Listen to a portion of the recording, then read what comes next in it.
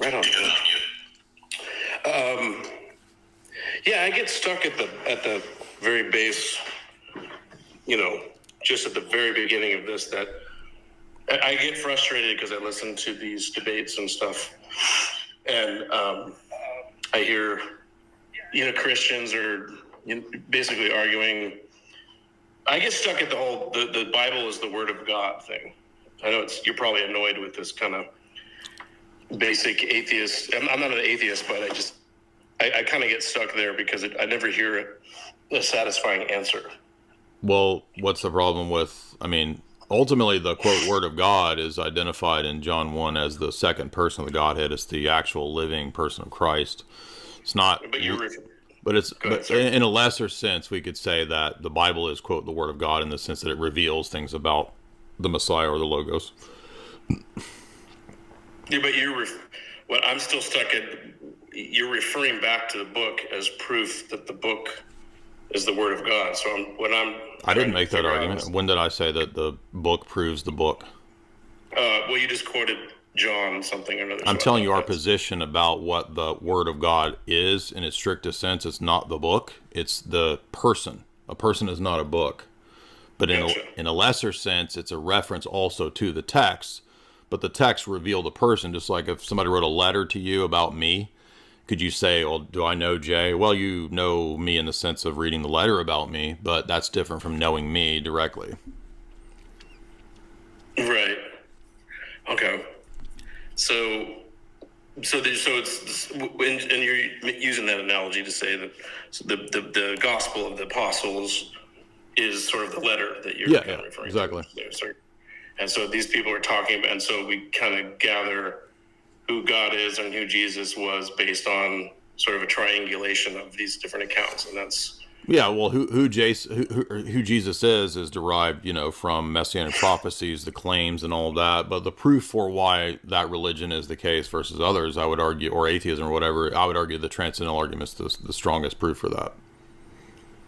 Okay, I don't think I understand. I'm a Buddhist, so for me, it's really simple. It's a little more like the Buddha would say, don't take my word for it. Like, I'm telling you, this is kind of how the brain works. And this is, you've got these desires. And if you can sort of watch them and not attach to them, then you kind of unlock a different, I'm simplifying, but you can kind of unlock a different state of being. And don't take my word for it. Sit down and here's some instructions that you can follow.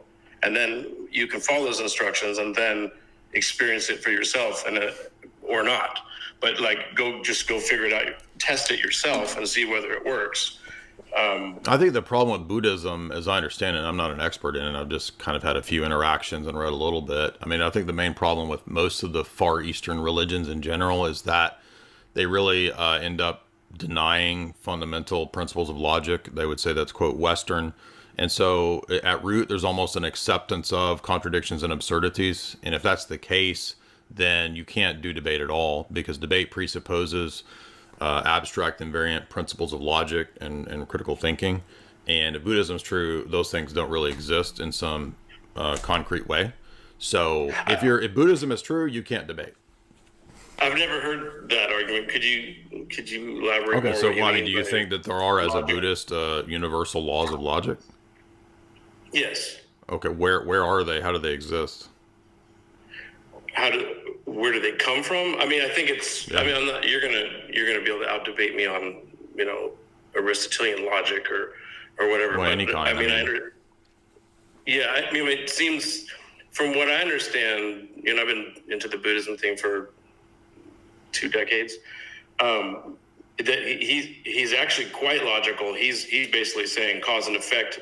It's sort of experimentation. So try this. Sit down. Here's a technique. Try it, and then see whether it works. Cause and people in the West. It's a different question. So maybe the Buddha was really good at doing logic, but this is a different order or level of questioning, which is what is logic in that worldview, and how is it the case? So I'm asking for the ontological status of logic and universals, math, these kinds of abstract principles. Not can I do them and do they work? What are they? Where are they? And how do they work?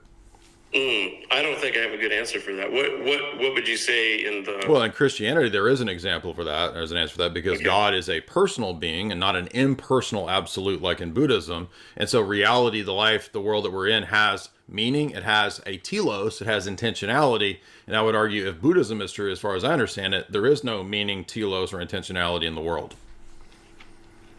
Oh, I mean, I don't think that's really a good reading on Buddhism, but I can't really.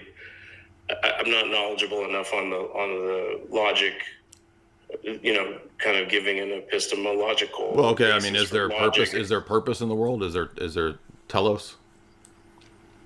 Is there purpose in the world? Yeah, or is this a world to escape from?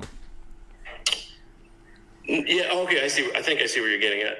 I think what the Buddha would say is that the feelings of the sense of purpose is a sense that we can experience, and that if you experience is it purely subjective, or is it an abstract? Is it an objective principle, or is it purely subjective? Is what I'm asking. Is it purely objective or subjective? I don't know if I have a good answer. That's a good question. I don't know if I have a good answer for. I mean, fair enough. I mean, so I'm not trying to be mean or trap you or whatever. It's just no, I don't feel. I know you're. I didn't. You could. I'm sure debate circles around me on many things, but I haven't really. I'm not really sure what to say about that. I just know that from what I know, it's a little more experiential. So it's saying that here's some instructions. Let me put it this way. I think the Buddha is more like, here's some instructions. Follow these instructions, and then tell me if you don't feel a sense of purpose about your life, and those things will come to pass. Well, you will feel them in your. Okay. You're saying that's subjective. Yeah, it sounds like I'm trying to be. It just sounds no different than like, well, I do what feels good to me, man. I mean, I understand it's more sophisticated than that, but it potentially might boil down to that. So, let's see who's next.